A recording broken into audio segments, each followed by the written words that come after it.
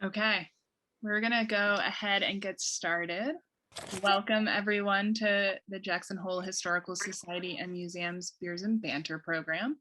This is what we call our kind of informal oral history program, where every month or so we put together a panel of local folks who have stories to share about a specific topic. And as you know, tonight's topic is Nordic skiing in Jackson Hole. So we're really excited to have our 5 panelists joining us tonight. And we'll start off by having them introduce themselves. So I don't want to give anything away, but we'll let them do that. And just a few quick housekeeping things before we launch in. We are recording this session and we'll edit it and then make it available on the museum's YouTube page. So you can watch it again if you'd like. You can share it with friends and family. And then the format of Beers and Banter is, my name's Morgan, I'm the director of the museum, and I'm gonna moderate our panel for about 30 minutes or so. We have some questions that we typically like to ask all of our panelists. And then we'll turn it over to the audience and we invite all of you to ask questions, your burning questions. And so you're welcome to use the chat box as we're making our way through the program. You can throw in your questions and thoughts there. You can also raise your hand and unmute yourself and ask your question yourself if you'd like to. And I guess, and while the panelists are speaking, we do just ask to keep yourself muted so we can keep the kind of extra noise to a minimum. And I think those are my main things. Thank you everyone for tuning in. A big thank you for the panelists for taking the time tonight to share with us, and also to Jackson Hole Nordic Alliance with Nancy, who's one of our panelists, who really helped bring this panel together and helped promote this evening. So, and to launch, before we get to the stories, I did want to just share a few quick historic photos from the museum's collection. We have a lot of historic ski photos, both alpine and Nordic. And so I thought it'd be fun to show you some of these to get you in the kind of ski mood. Let's see.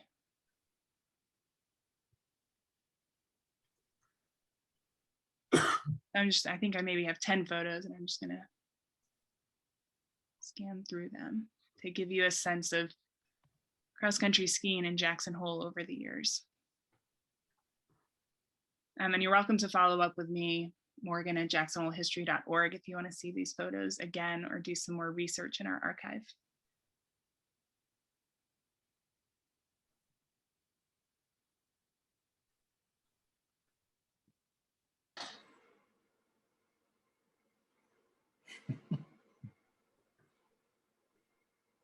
This is a more recent photo from the David Swift photo collection.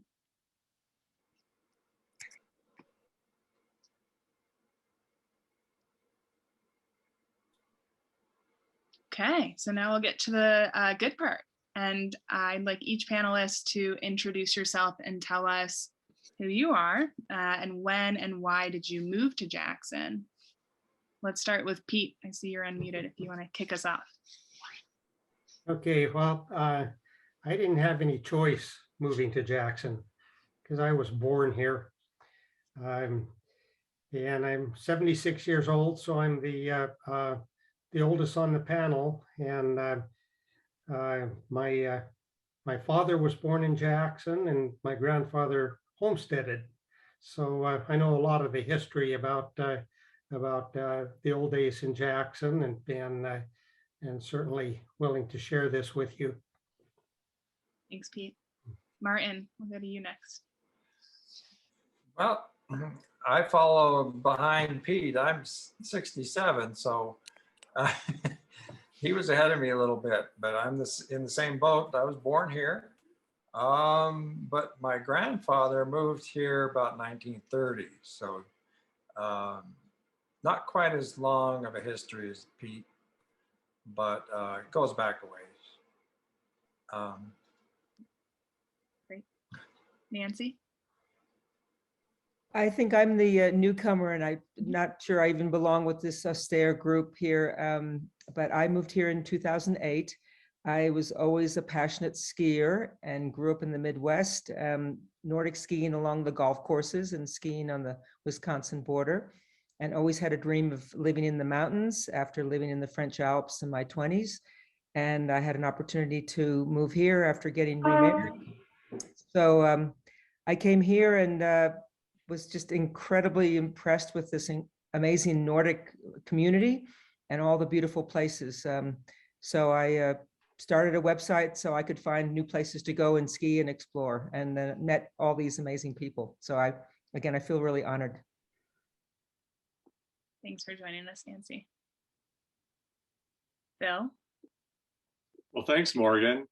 It's an honor to be included with this esteemed group of Nordic enthusiasts. I moved here about 45 years ago. I worked in Grand Teton National Park along with Jeff Crabtree, who became my partner in skinny skis, where we, along with Owen Anderson, ran the business for about 10 years. And then Owen retired to sail around the world in 1984.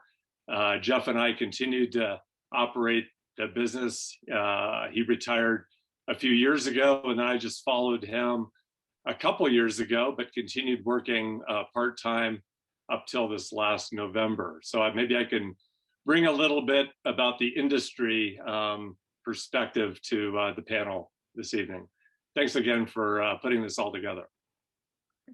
Thanks for joining us, Bill. Nice kind of diverse group. And then Allie, you want to introduce yourself? When and why did you come to Jackson? Why did you stay? I forgot to ask the other panelists that. I agree. Thank you so much for putting this all together, you guys. It's great to see so many wonderful faces out there in the gallery crowd. For those of you that are bantering with a beer, cheers to your beers. And then for those of you that I haven't met yet, I look forward to meeting you at some point. I moved to town in 2004, and I had been living over in Sun Valley prior to that. Our sort of sister town of sorts. I feel like we're constantly compared or evaluated based on where Jackson is relative to Sun Valley. Maybe just in Nordic, I'm not sure. But I came here to take over the Nordic program for the Jackson Hole Ski and Snowboard Club, and as the Nordic program director, and I did that for about 9 years. And then I stepped back from that position and helped actually get Turpin Meadow Ranch kind of up and running in their inaugural summer and winter season. And then I stepped back from that and had a couple of kiddos. And now I'm back in with the Jackson Hole Ski and Snowboard Club as the executive director. I think that was it. Who, what, when, where, why. Thanks for having us. Thanks, Allie.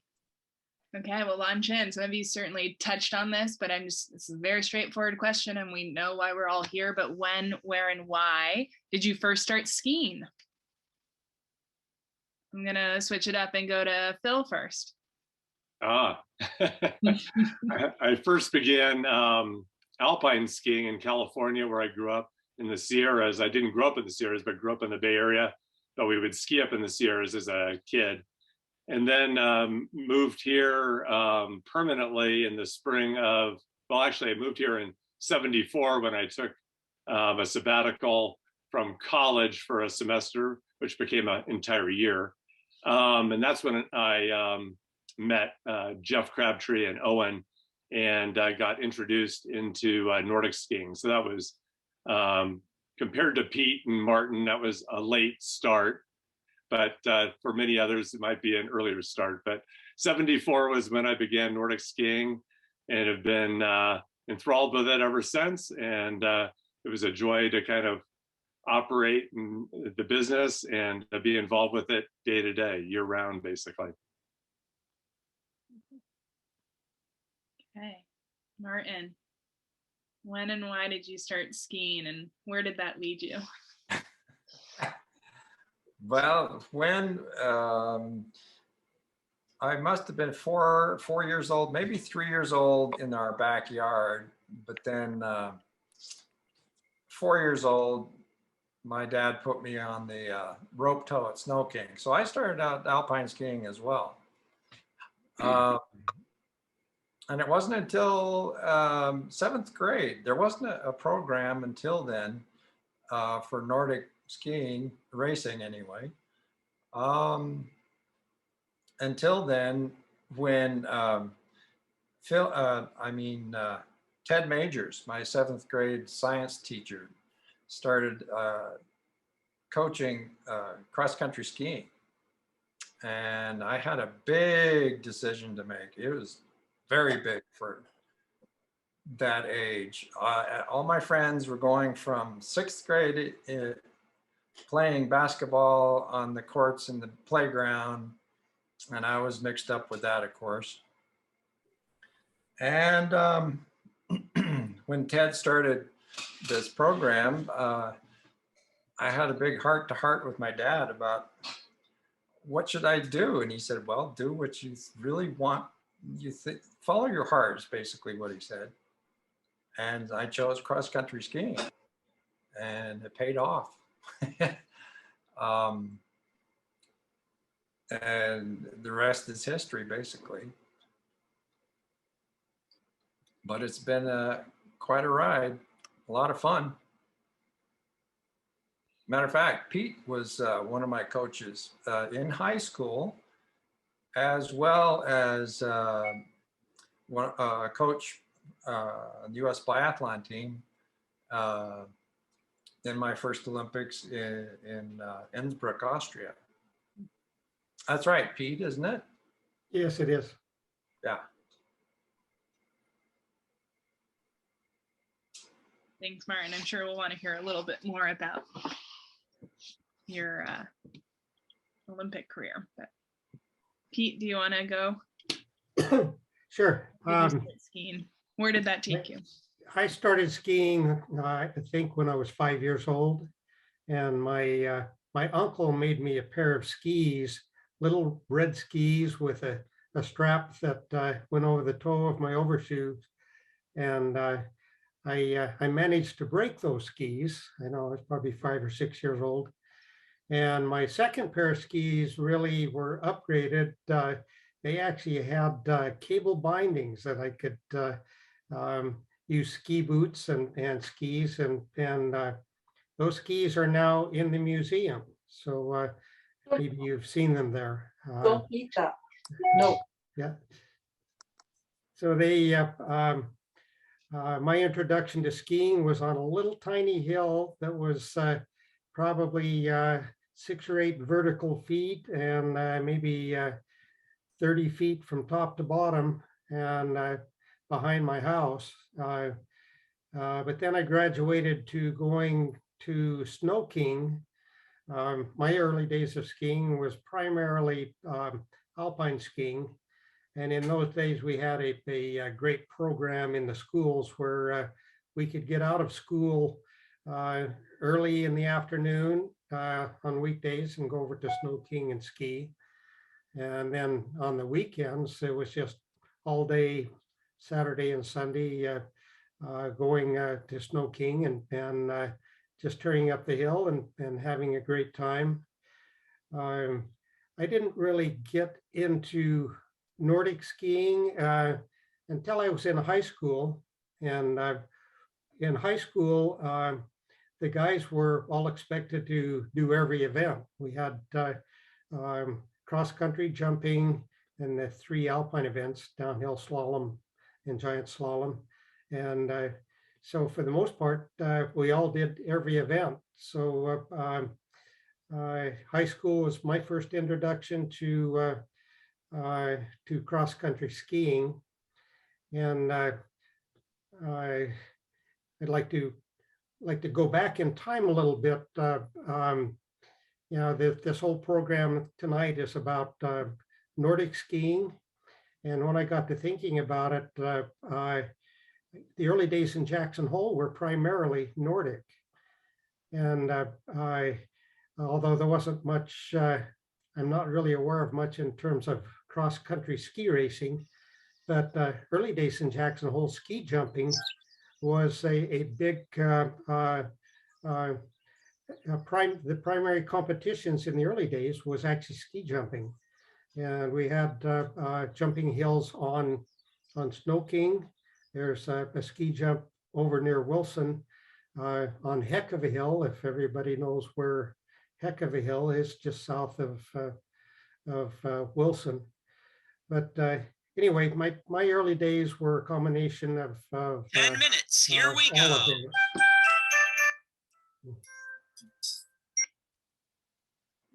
Sorry about that. You too. Yeah. Okay, I'm kind of through there. So you can move on. Thanks, Pete. Nancy, tell us when and where and why you started Nordic skiing. Well, living in the Chicago suburbs, when there was a lot of snow, there certainly weren't any hills to speak of. So we would strap our skis on and ski down the street and go to the local golf course and ski over the sand traps. And that was what we could do just on a regular local basis. But the first time I came out to Wyoming in the mid 70s for a Knowles ski winter mountaineering course, it was pretty close to Nordic skiing, although it was in the Wind Rivers. But we were on these skinny wooden skis with screwed on metal edges and old leather boots and big old packs. And so that was kind of a fun adventure. And so for me, it was mostly touring. Although I did go to the University of Denver, and this was in the early days that if you wanted to be on the ski team, just like Pete, you had to kind of compete with everything. And we didn't train very much, but they just put us on skis and we'd show up for a race. And I remember Nordic racing a couple of times and being exhausted and being totally unfit and not able to keep up in the days before skate skiing even existed. But for me, coming to Jackson, the transition, the real attention to or attraction to Nordic was really started out after having a downhill ski injury and needing to rehab my knee and not able to downhill ski. I started going all over the valley and up places that I just imagined I wanted to explore, Huckleberry Point and Two Oceans Lake and Turpin Meadow, but as well as the Dike, and that's where I really actually got seriously interested in Nordic skiing on an everyday basis. And I guess just to continue on that, Nancy, do you want to tell our audience a little bit more about Jackson Hole Nordic and the site that you've created, which is a wonderful resource? So when I was kind of committed to just Nordic skiing back in probably 2010, 2011. I wanted to go Nordic skiing and all my girlfriends kept going to the Dike with their dogs. And I'm like, well, where else are we going? We're going to the Dike with our dogs. And I thought, well, there's got to be other places to go. And what about, places that weren't groomed? What about the park? And what about Mosquito Creek? And what about Teton Valley? So I actually approached Jeff Crabtree and Phil Leeds once at an avalanche awareness night that they sponsored. And I said, gosh, I've been taking GPS maps of all my trips on my Nordic skis, and I've got about 40 of them. Should I put them on a website? Should we tell the story? And at that point, there really weren't any maps. And there was an old out of print book that had some Nordic trails, but there really wasn't much else. And particularly for newcomers like myself, I wanted to know where to go, and I was curious, and I thought that might be of interest to people. So with Phil's support and Jeff and Brian Schilling from the Community Pathways and Friends of Pathways and Sean O'Malley and a lot of people who you all know, the Ski Club, I built a website and thought, well, we should just share that with everybody and get people to contribute. And we now have over 100 trails on the website. And we produce a daily Nordic trail report, and it's amazing when you think we have over 200 kilometers of groomed trails in Teton Valley and Jackson Hole that are amazing. And now, thanks to the support of the Travel and Tourism Board, we're able to fund that website, and we hire a number of freelance people who help to produce this daily trail report and some social media and build the website and have supported, grooming and just to get the information out there. And it's amazing how people call me now from all around the country and they email us. Last year with COVID, the website grew 87%. Just the interest in Nordic right now is growing phenomenally because it is such a safe socially responsible place to go, and you can recreate and you can socialize. Whether you want to race or whether you want to tour, you want to just shuffle. And for me, it's been an incredible community to discover. And I really feel that it's an important part of Jackson Hole. So, and by the way, it's open for contributions. People send us photos, trip reports, stories, the poop fairies.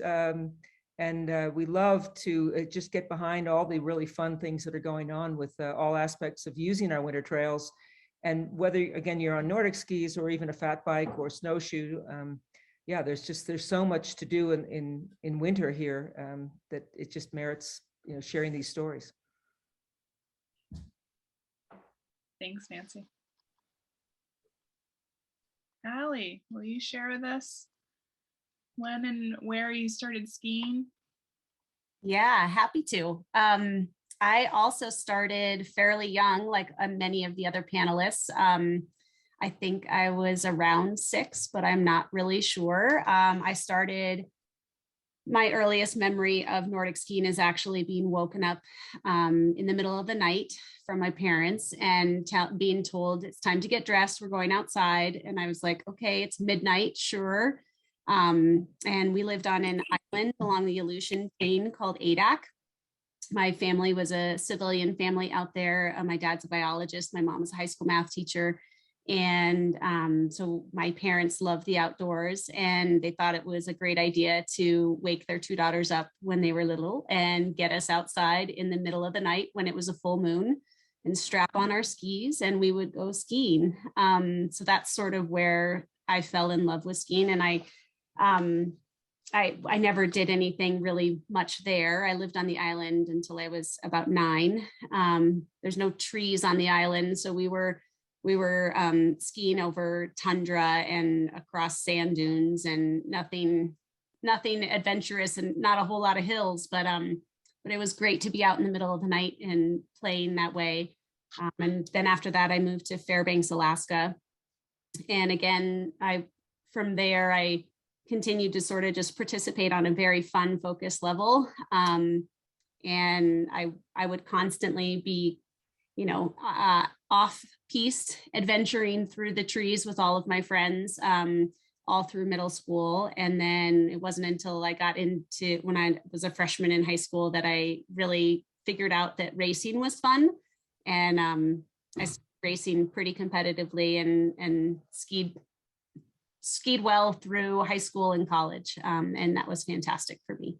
But I really do credit my folks for their adventurous spirit and turning that on in me. Sally. Yeah, for those familiar with Beers and Banter, we usually have these really broad topics. And so it's fun to just get different people, right, who have a different piece, and learning. I'm not necessarily a Nordic skier other than dabbling occasionally, and just getting into this topic again with Nancy's help and suggestions of who to reach out to. It's just been eye-opening of there's so many ways to cross-country ski, Nordic ski, be involved with the sport. So it's really fun to hear everyone's different perspective of this kind of evolving tradition that is still going strong in Jackson today. Okay, let's get into a little more specifics. I'm curious to hear about one of your most memorable ski expeditions or races in the Tetons, and why you think of it as one of your most memorable or favorite. Do any of our panelists want to start us off? Okay. Go for it, Marian. Well, there's a lot. It's really hard to choose. One of the most memorable cross-country trips in the backcountry I did. I made it my goal, actually, when I was working at Skinny Skis as a ski tech, to ski into Yance Peak, and right smack dab in the middle of the Teton Wilderness, about 25 miles due north of Togety Pass. And so I got a bunch of people I knew about, Porty McClellan and Christoph Schork, and a few others that were very good backcountry explorers, I guess you'd say. But the meeting turned out to be a little bit too much for me to handle, because there was all these A-type personalities coming together to try and change things the way they thought it ought to be. So I ended up doing it by myself. Borrowed a snow machine from my brother, went up to Brooks Lake, used his snow machine to get myself up to the wilderness boundary and skied on up towards Yance Peak, 25 miles away. And the weather held, but I was pretty proud of that trip, because I pioneered a route from Togety Pass all the way up to Yance Peak, which is the head of the Yellowstone River. And matter of fact, the Yellowstone River goes into a north and south fork right there, right around Yance Peak. But being out there by yourself, and it was springtime, and I did see a bear, I decided that maybe I should come back with other people. So I never made it to Yance Peak, but I got within, maybe 2.5, 3 miles of the peak, or at least of the drainage, the South Fork. So I'm still wanting to get back up there. And there's all kinds of racing favorites too, but I'll just leave it at that. We'll come back to you to share a racing favorite. Okay. Okay. Who else? A memorable expedition in the Tetons or Jackson Hole area? Pete? I'll tell a story, kind of a humorous story in a way, but I mentioned that there wasn't much in terms of cross-country ski racing until when I got into high school. That was kind of the first introduction to cross-country ski racing. And I remember what was probably the first cross-country ski race that I participated in. Things were a lot different then than they are now. First of all, we didn't have any grooming equipment. And so just to set a cross-country course, it was just a matter of deciding what the route was going to be and skiing a track in so that we could follow the race course. Well, the early days of racing in those days started right at the bottom of Snow King and started right from what used to be the ski shelter that is long gone. And the race course was a loop that left the ski shelter and went up over Clark's Knoll, where the Snow King Hotel is, and then went on up into Cache Creek from there. I can't remember how far up it went into Cache Creek, but then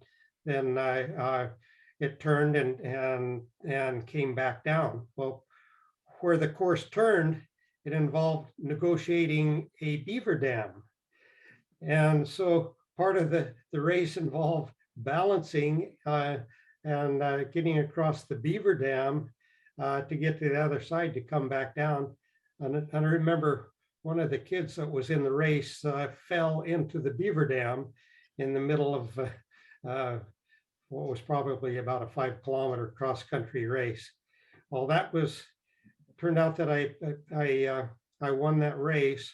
And after that, I was hooked on cross-country ski racing. So that was one of my earliest memories of Nordic skiing in Jackson Hole. Nice. Lots of excitement. What wouldn't hook you? It's great. Thanks, Pete. Allie, do you want to share one of your memorable races or expeditions, and maybe both of an expedition a race as a racer yourself and a coach, a director? I'm sure you have lots of stories. I can't even begin to come on an equal footing of either Martin or Pete's stories in terms Oh, come on. of history there, but I have certainly been on some wild little expeditions with a bunch of kids, and whether that is, you know, as a coach taking kids into well, it's not in the Tetons though, but in the fall every year during Thanksgiving camp, we would always do a long ski into Yellowstone when we were staying at our Yellowstone camp. And those would be long days that the kids would just adventure along. And again, it would be similar to Pete's in that you're not on a groomed trail, you're off piste and you're on a real true adventure. And we do a lot of that with the kids in the club, which I think can really just bring such a great love and interest to so many different facets of their surroundings. And I think that's why a lot of kids do enjoy it, because it's not just about the racing part.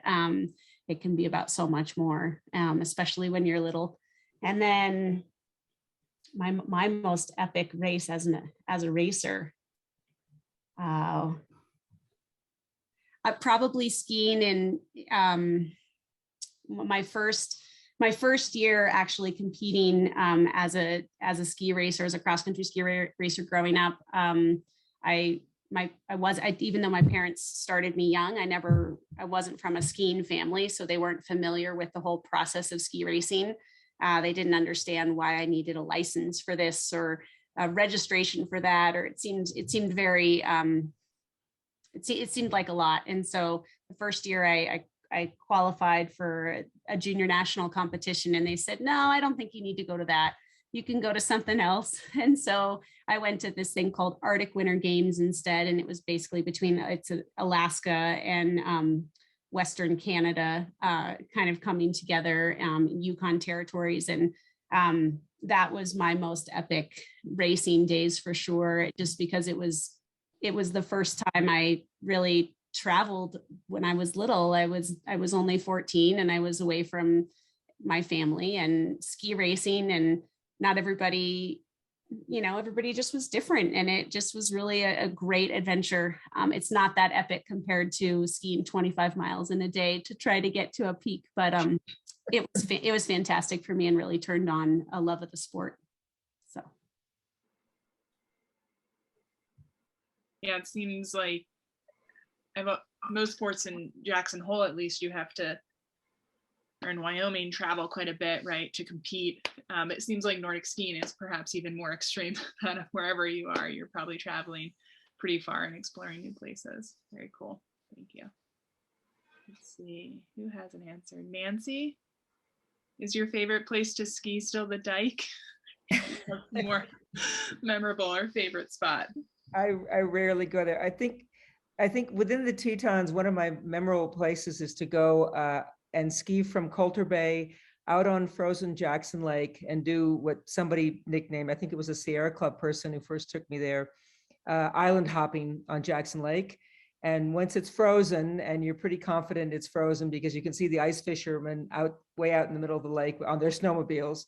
But if you go and you ski around all these islands and you go all the way out to Huckleberry Point, and then you can actually come back in on the inside in Heron Pond, but Heron Pond doesn't freeze nearly as much as Jackson Lake does. So I remember getting very close to feeling like we were going to break through the ice on the Heron Pond side coming back.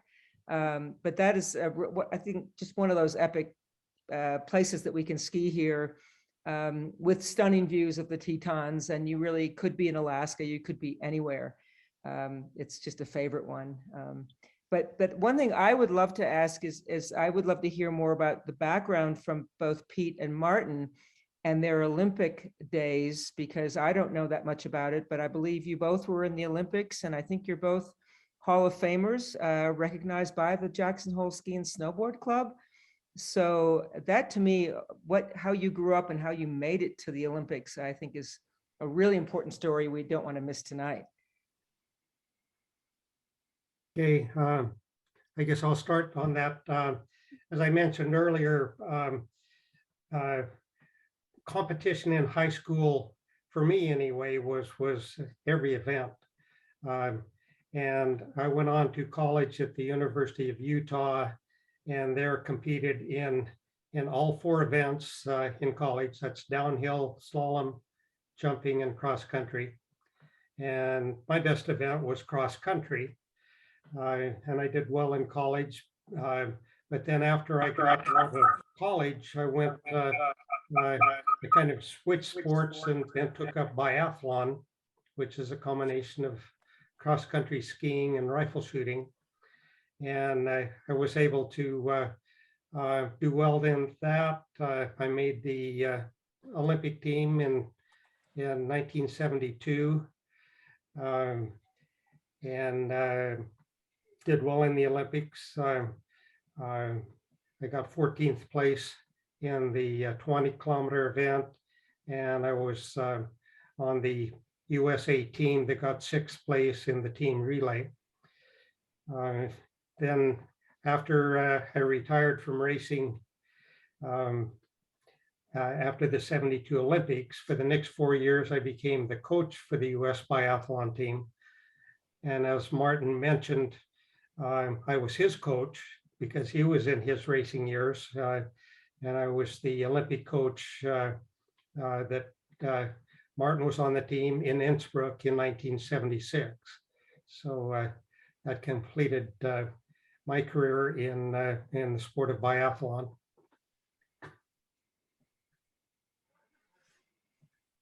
So I'll turn it over to Martin. He can he kind of took it up.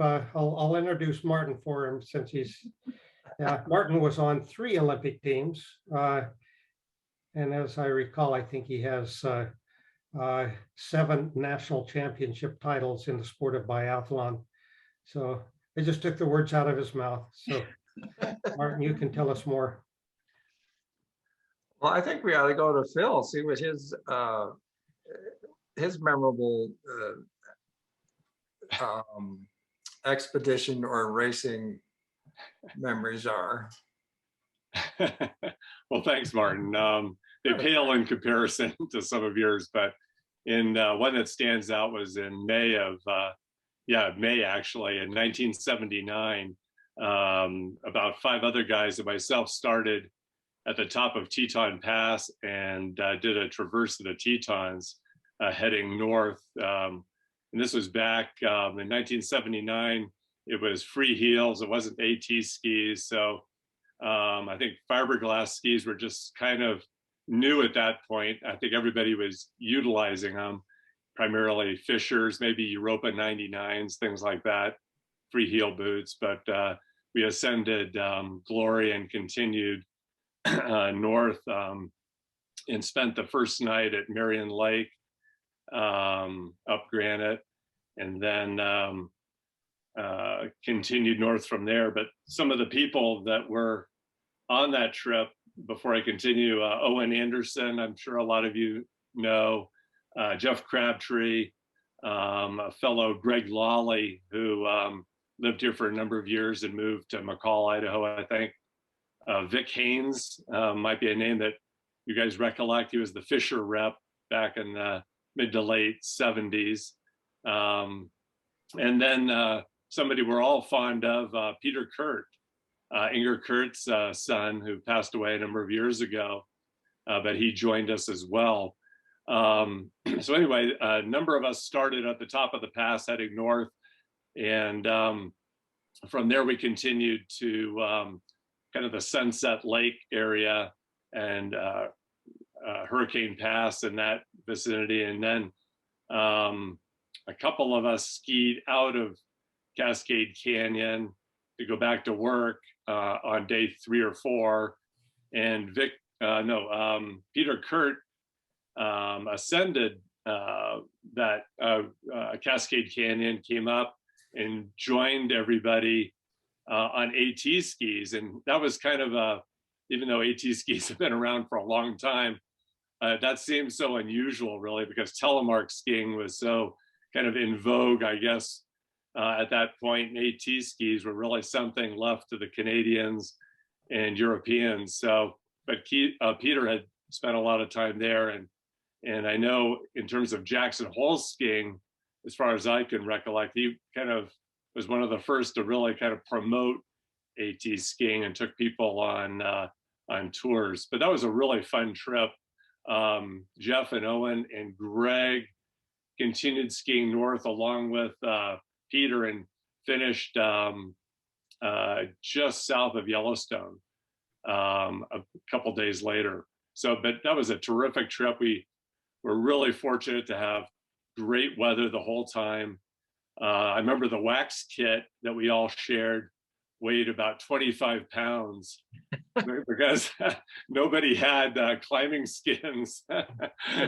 So everybody, except for Peter with the AT skis, but everybody was waxing for the occasion. But that was really a terrific trip. The racing world for Phil Leeds is pretty non-existent.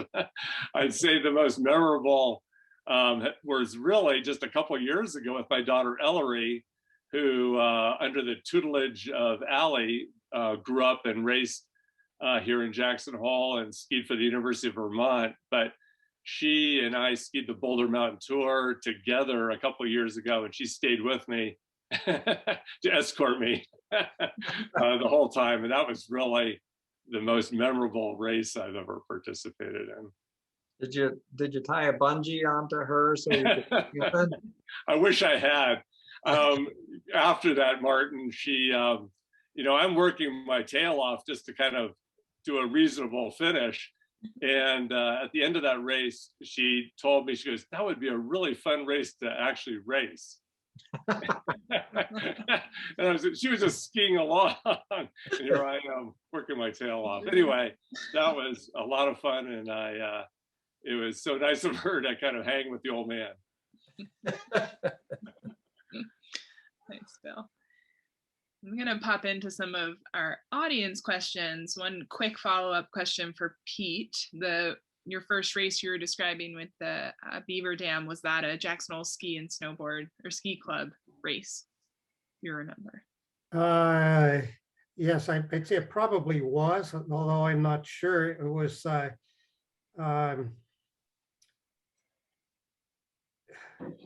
it was probably a high school ski team race, although I can't really remember if there was a difference back then or not. Mm-hmm. Yeah, a few different iterations of the ski club. And then I see a hand up from the Karns family. Do you all have a question to ask? Oh. We were wondering, when did Pete get into biathlon? Or like, how did he get into it?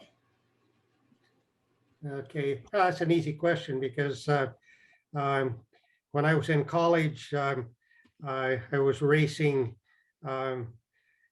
four events, and then when I graduated from college, I switched to biathlon, and one of the reasons I switched to biathlon is it was one way to avoid going to Vietnam.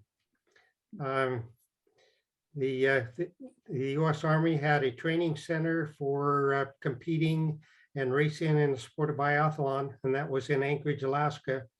So I got good at the sport and applied for duty in the U.S. Biathlon Training Center and spent 2 years in the Army training and racing for biathlon.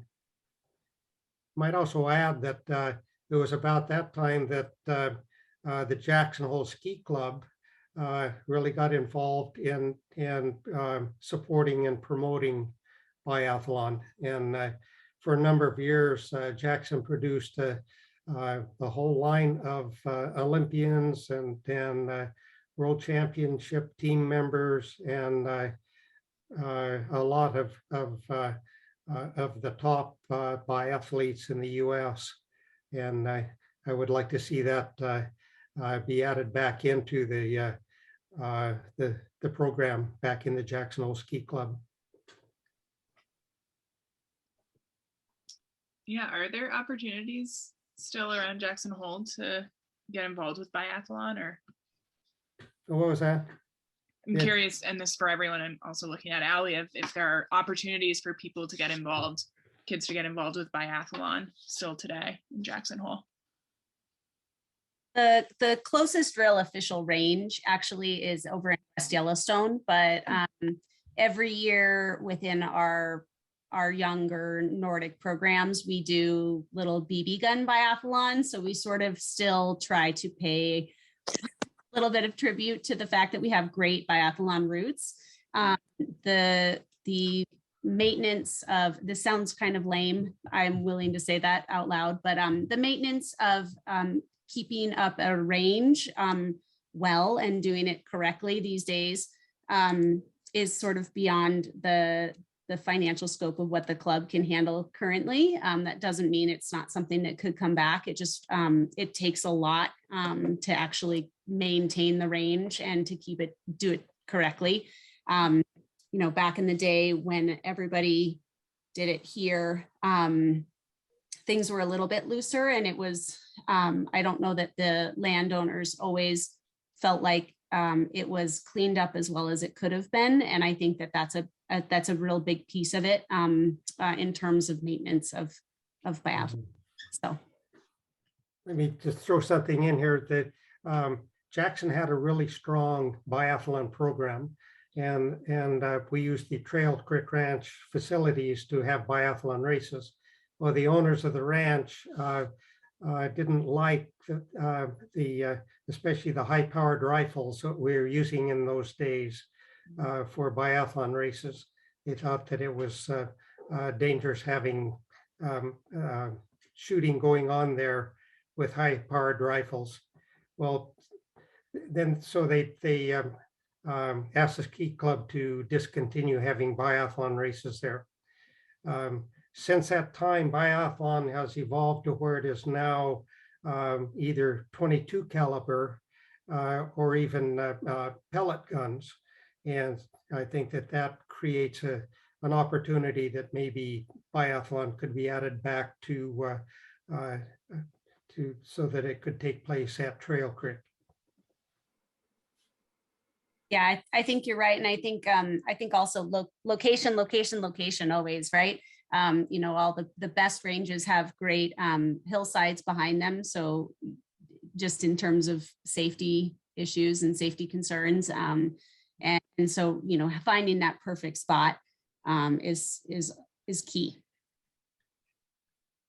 Mm-hmm. But the kids love to do BB gun biathlon. I'm not sure if any of the Karns grandkids have done it yet. As far as I know, maybe not quite, but it is an option. I'm sure Ellery did it when she was in the team. I'm pretty sure Martin's kids also did it. So yeah, when we were coaching them. So We've done biathlon with Nerf guns, but not BB guns. That's nice. I love it. Nerf gun biathlon. Perfect. Same question to Martin, I think, about how did you get into biathlon? And I'm going to tack on a question to get you to talk a little bit more about your Olympic years of outside of Jackson Hole. What's your favorite place to ski, or has been a memorable race? Oh, favorite place as far as racing goes? Mm-hmm. Oh, okay. Well, Pete actually is involved with the first answer. In 71, the U.S. biathlon team, which was part of the Army unit in Anchorage, came to Jackson. And I have a question for Pete. If he had an influence in getting it the national trial races here in Jackson for the World Championships that year.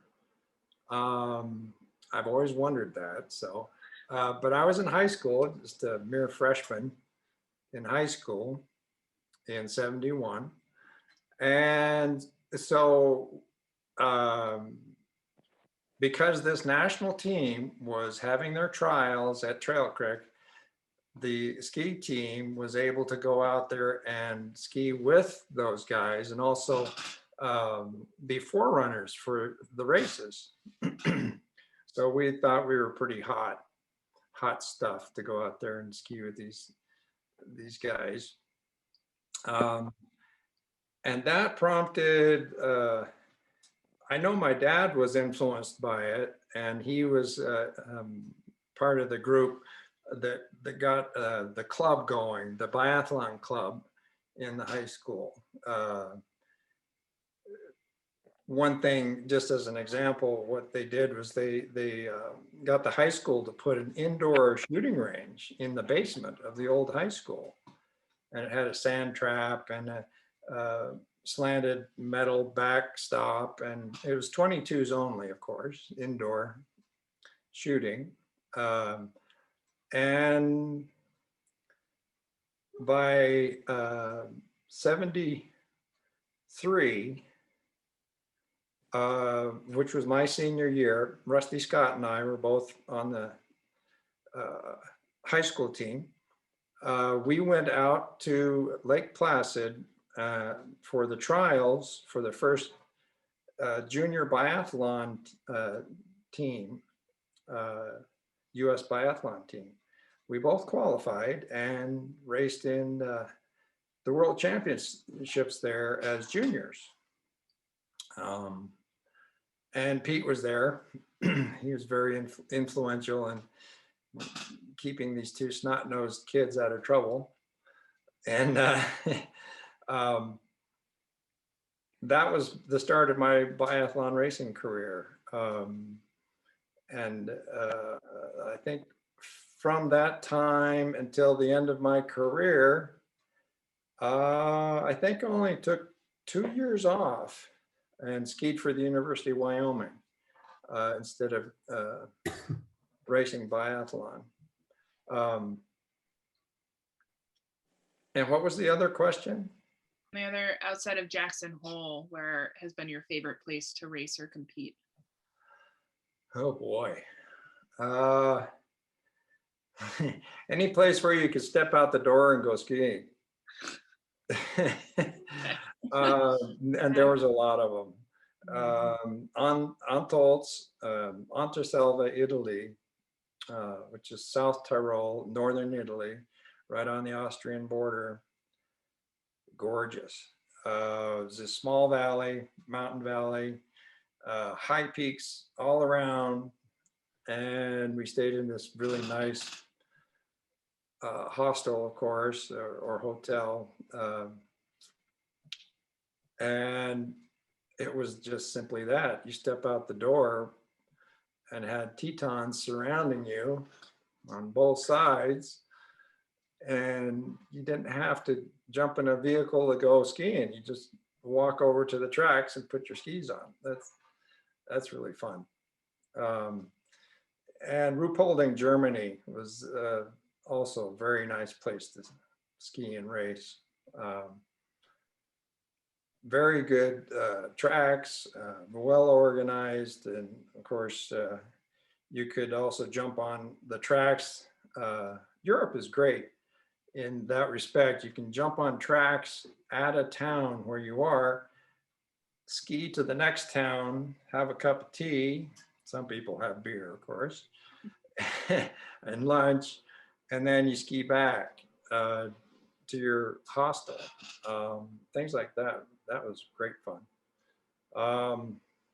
Boy, Finland also. Saunas. I miss saunas. I don't have a sauna here in my house, so I miss that. More saunas in Europe? Oh yeah, everywhere. Dry, not dry saunas either. They're very moist, hot saunas. They're great. I'll throw in a couple of blank spots here. Your original question, it was actually Johnny Curtis that brought the first biathlon competition to Jackson. Oh, he was very supportive and interested in. He was the Nordic program director at that time, and I volunteered to host the U.S. team tryouts, and I believe it was 1970, not 71. And then, so the U.S.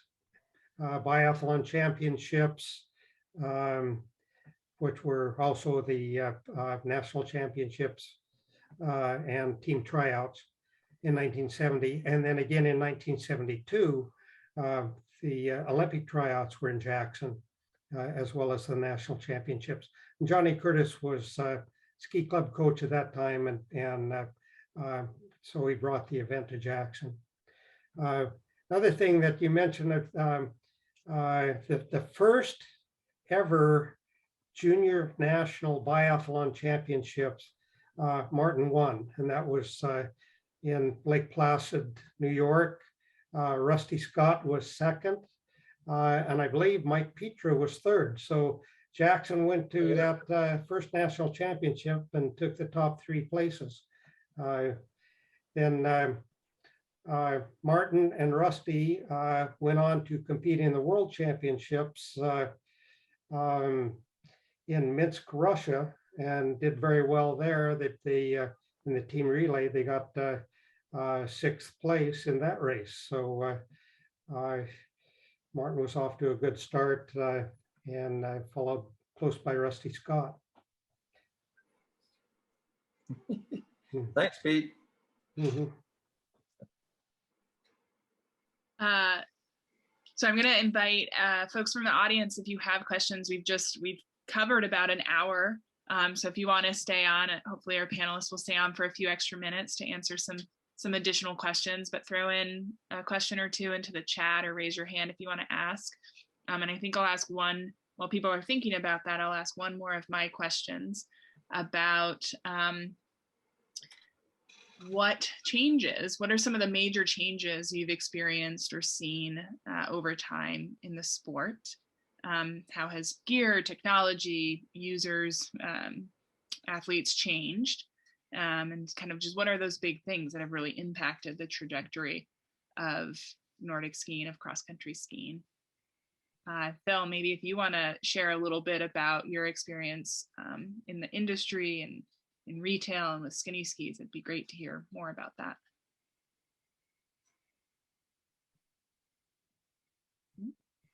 Oh, hold on. Do you want to say something?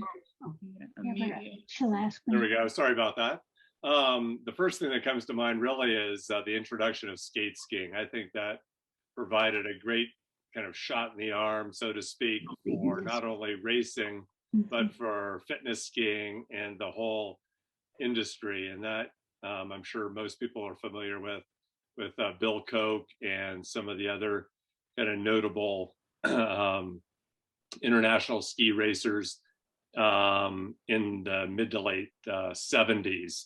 And from there into the 80s, the industry was kind of evolving with skate skiing and trying to figure out what was the best design really in terms of skis and boots and poles. And so there was a period of time there, probably in the mid 80s, where a lot was happening in that regard. And then it sort of settled out later on. But that in terms of lighter gear and racing and fitness, definitely skate skiing, in our lifetime, so to speak.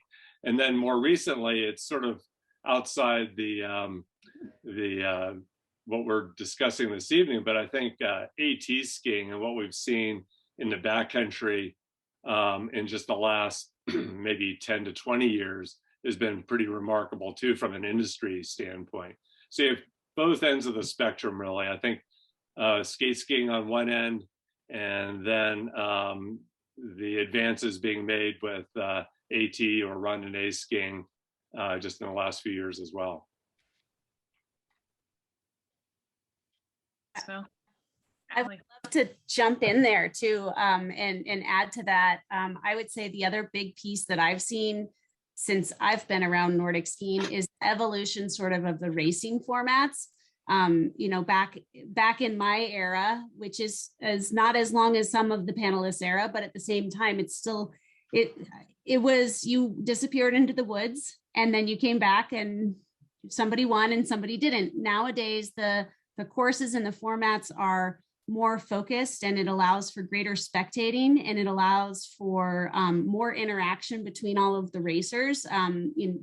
Sprint racing didn't exist when I was a junior, and now it's like one of our most exciting formats that everybody gets to watch and gets excited about. Same with the sort of the pursuit idea.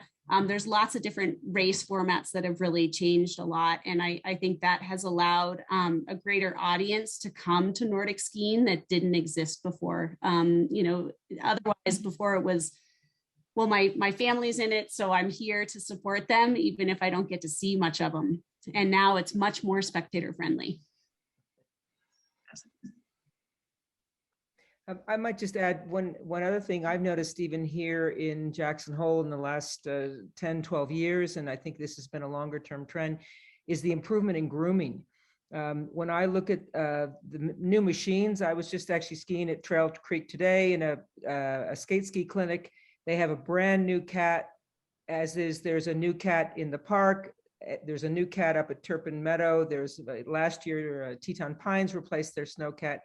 And the quality of the grooming, you can take snow that, is how many weeks old right now, and you can run an incredible machine over it, and it turns it into this really soft, incredible corduroy that is very skiable for, I think, all levels of skiers.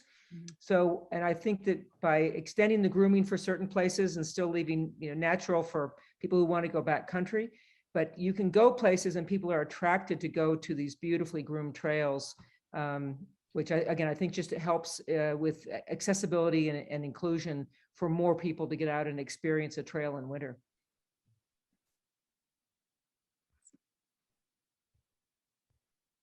Martin or Pete, thoughts on how you've seen the sport change over time? Okay. It's Are you still skiing Yeah. or are you sewing? No, we're skiing. Over with. that eat over that I hear, Diana. I don't know. All those, what's been mentioned so far are very big changes. Like Ali was talking about the formats. It's really been a boon.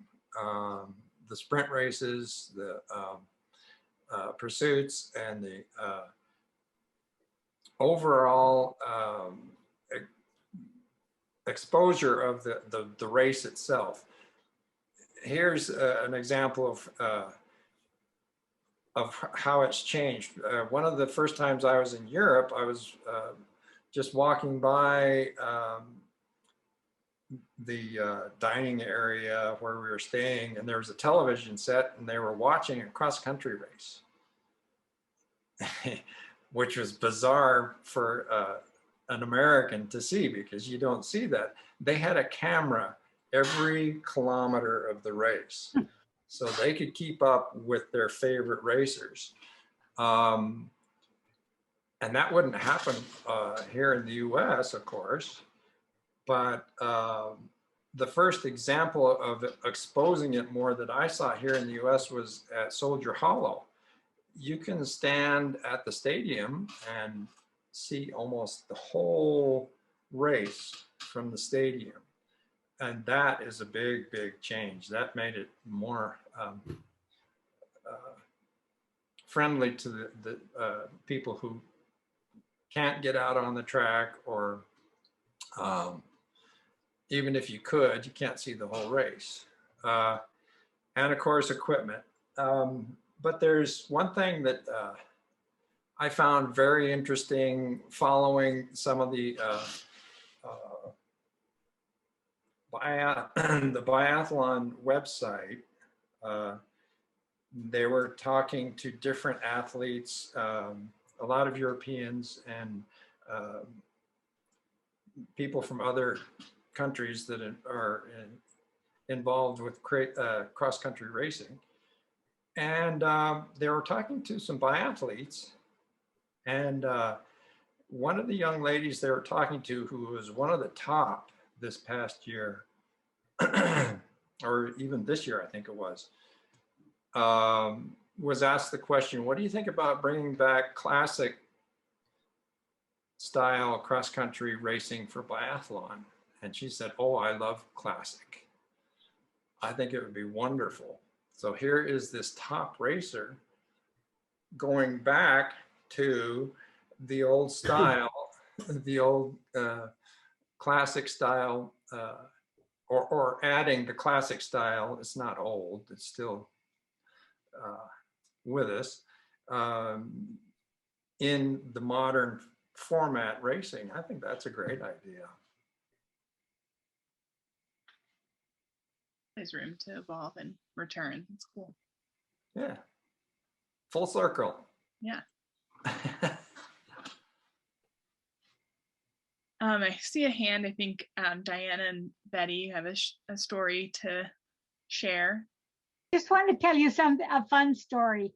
I'm sitting here with Diana Brown, and we are Pete Karns' sisters. In 1988, 4 of our Jackson Hole ski club members qualified to ski in the Olympics, but we had no money to send them. And so we bought a Subaru station wagon, red, with a ski rack. And in 3 weeks, they sold enough tickets to pay for that car, and they had $9,000 that they could send those 4 racers. Martin Hagen was one of them, and I won the car.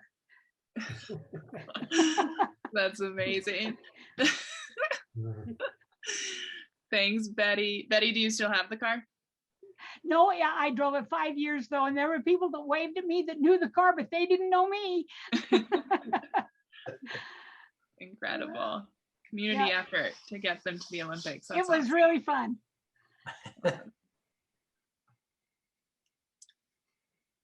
Okay. Are there any more questions from the audience or from the panelists to each other? It's been really great. We have one last comment in the chat saying Soho, Utah is fun spectating. Johnny Curtis Memorial Race Weekend, the 12th and 13th of February, new course for great spectating. So if you want to get out and see a good Nordic race, check that out. Yeah, and I'll just clarify. I think it's the 11th and 12th. It's a Friday, Saturday out at. Great. And then one thing that hasn't come up, and I think maybe Nancy wrote this in Allie, you can clarify if you want, but I heard that this is the most amount of kids you've had in the Nordic program this year. That is correct. We have seen impressive growth over the last couple of seasons, and it's just fantastic to see more kids and more families trying to get out and experience Nordic skiing and all of our community has to offer. So it's absolutely fantastic. Yeah, we have just a little over 200 Nordic skiers participating in the club programs this year. Wow, that's awesome. Good job, Ski and Snowboard Club. Awesome. Okay. Thank you all so much for joining us. Thank you, audience, for tuning in and listening. Thank you to our 5 panelists. You had great stories to share, so many different perspectives. And I will say, as often happens with Beers and Banter, when we start reaching out to people to put together this panel, a lot of people come out of the woodwork. And this was one of the topics that it just seemed like we could probably put on 5 more of these panels. So hopefully we'll get some more Nordic cross-country ski panels together next winter, this summer, the fall. So look out for those. And we're always open for suggestions for Beers and Banter topics and panelists. So please be in touch. But thank you all so much. Wow. Have a good night. And if I can just have our panelists stay on, I like to take a photo with all of us, a screenshot to remember the evening. But thank you all. Thank you, Morgan. Thank you. Thank you. Yep, thank you.